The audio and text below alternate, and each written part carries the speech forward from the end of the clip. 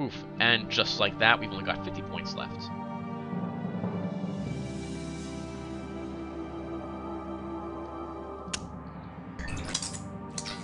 Elephants. At 7 points, this massive tank, this is basically a battle blade, is one of the best vehicles in the game. At 10 resource cost, 2 humans, 4 of each other type of material. They have 12 hit points, 12 attack, and 8 defense, with Disable 2, which, as you can see, decreases the target's attack for 2 rounds, and multi-target, allowing it to hit multiple enemies. We'll add 3 of these to my deck. We basically got only 30 more points, but we're good for armor. I'm not going to be adding any powered battle armor, but we'll go over them really quickly. We have Space Marines, add attack, strength 7, defense 5, double attack. That is awesome. I've never actually used air assault, so I have no idea what's involved in that. They do require a lot of human resources, humans, materials, and tech, which is why we're skipping them, since I can't reliably get... I can't afford to spend that many human resources. Rangers are pretty good. At 4 attack, 4 defense, they have counterattack, which means that if something doesn't get past their defense, it starts taking damage. Stealth, and reconnaissance, and commando. These guys are really, really good, especially for long endgame scouting when you need them in the field, or even beginning scouting because they have commando when you might not have barracks deployed on the battle to extend your command range. But again, we're not adding any powered battle armor because I just can't afford the human resources. The Imperial Guard are basically Terminators. They have a ton of defense, good attack strength. If something kills them, let's think, that player can't... The attack disrupts any further attacks from the player that destroyed the unit. So when they die, the player that destroyed them, I believe the rest of their turn, they can't attack anything else, which is really nice. And Sacrifice means that even when they're killed... Wait, I'm sorry. Sacrifice means that I can subtract my defense to add to my attack rating, but... Oh, sorry, to add to damage. Wow, I'm messing this up. The unit can add defense rating as damage in a successful attack, but the unit is then destroyed. Nice if you're desperate to kill something with them. That said, again, you can't really afford that human resource point cost, so we're skipping them. Imperial Infantry. Weapons Platoon. Disrupt 2. Basically, this will disrupt their attack and defense for 2 for 1 round. At 2 point cost, they're pretty cheap. Unfortunately, they're very fragile at 2 defense, so I'm just going to skip these guys. Light Infantry. I can deploy these directly into an army if I want. They're also extraordinarily weak, coming in at attack 3, defense 2.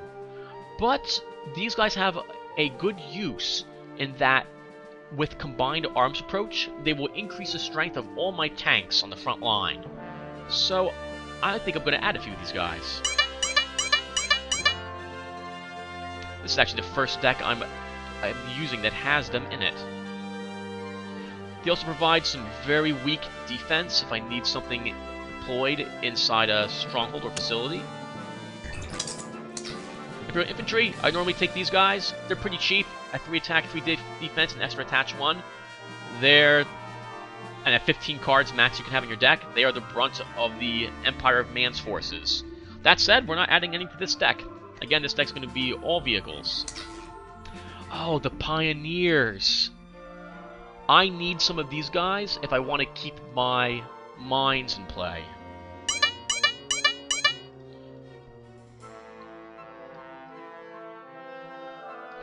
We'll go ahead and do this. So the Pioneers have Engineer 5, which makes them one of the only units who can deploy minefields. So we kind of need them, so here they are.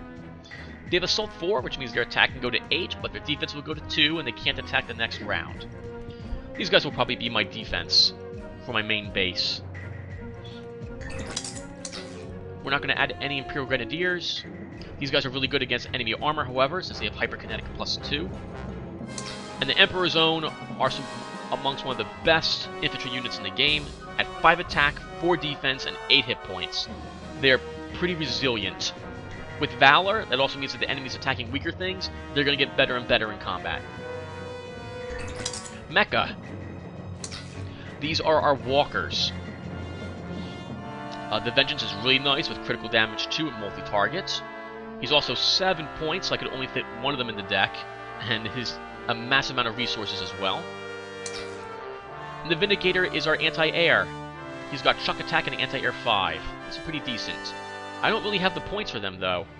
So, at this point, I got a choice. I can drop the Engineers and the Landmines to fit in some other types of walkers, or I can try to keep them. Let's keep them in. We won't bother adding any mecha to this. I don't really need any enemy Imperial Recon, because I already have my Scout tanks, so we'll skip them. This leaves Battle Support. Battle Support are all the units you want in your back rank, and includes mostly artillery and units that can keep you supplied in the field. So, we can see here the MA32 Grom is 3 points, a decent amount of resources. Actually, this would be perfect for the type of tiles I have, since I'm gathering extra materials and tech. He disables enemies' attack by 2 for 2 rounds, and if he damages an enemy, he gets a free attack against an enemy in the same rank. He's pretty good. In fact, we're now at 175 points, and we're done. Though we'll quickly go over the other battle supports.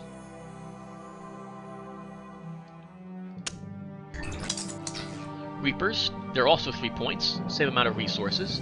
They have a Shock Attack, Disrupt 2. Oh, I forgot, both the Grom and this guy have rear area. This means that if an enemy tried to attack them, if they had range to hit me in the back rank, but it didn't have a special rule that let it make an attack at full strength, rear area comes into play. Attacks made against it, if this unit is in the back rank, are made at half strength. So very nice. Its 2 defense actually might give it a chance to survive, depending upon what's attacking it. The Minotaur also has rear area, oh, just like the other ones do. Sorry about that, so 3 of them do. And it disables the unit's and enemy's attack and defense by 1 for 2 rounds. Puma's anti-air. Mobile field post. Lets me repair units in the field, and supplies my army as well. This is very nice. If I have this in my army, basically the army that's in has supplies, so it can march all around the entire board without any fear of being out of supply. When a unit is out of supply, an army is out of supply, it suffers massive penalties to its attack and defense. The Artemis counts as a missile launcher. I can measure range from wherever this vehicle is. I don't plan on building a lot of missiles with this deck. If this was a higher point deck, I might consider it, but as such I don't need to worry about it. And the Osmandius here is a massive resource collector, collecting 3 materials, 3 energy, and 2 tech. At 8 points, this is really good for maybe a 275 point gain, when I would have another core resource tile. But here, he's not so important. Our special op teams are commandos that can attempt to kill an enemy hero in the middle of a battle, or when he's wandering around on the map screen outside of battle. At commando, he doesn't require supply, that makes him useful for scouting. And the Imperial Fac also is commando, makes him useful for scouting, that means. Stealth 6, he won't be seen very easily. And he provides +3 attack die for any of my air cards, but I don't have any air cards. Note also that I have no air defense in this deck, so when the enemy starts showing up with, well, air support, I'm going to be out of luck. I could drop my light infantry and take 2 anti-air, but will just suffer through taking air attacks with this deck. Alright everybody, we've just created a deck. I'm going to go ahead and save the game, see how this came out, and when we come back, we'll try using it. That gives us a good idea of how well this deck's been put together. We have half our deck is made of units, the other half is made of heroes and facilities. I kind of like that balance. Generally means I'm going to have some sort of structural card, hopefully a hero, and then the rest of my cards will hopefully be units for my starting hand. Okay.